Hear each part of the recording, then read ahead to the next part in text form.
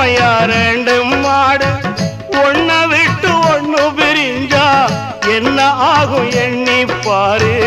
ஓடுகிற வண்டி ஓட